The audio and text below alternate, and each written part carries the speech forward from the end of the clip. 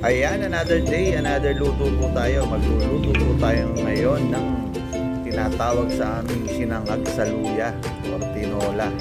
Kaya lang buto-buto na may mapulang papaya. Yan, pakikita ko sa inyo paano yan lutuin. Napakasarap.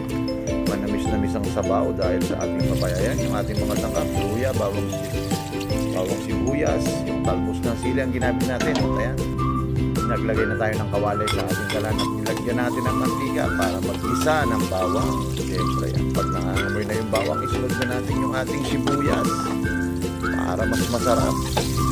At pag nag-isa na yung bawang sibuyas, siyempre, ilagay natin yung pangunahing sangkap, yung ating luya. Mas marami, mas masarap dahil mas sasabaw. At inilagay na natin yung isang kilong buto-buto.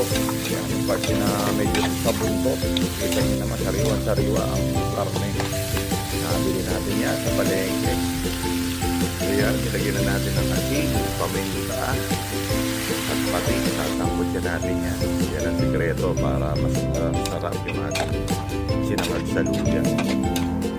Sangkot yan natin ng mabuti. Muna natin sa sabawan na yan. Takpan natin para manuhot yung ating tinimpla. Ganyan na.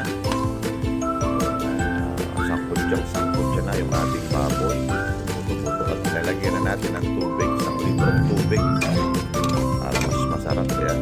Palalamputin na yan natin. Takpan natin at makalipas ang isang oras mahigit.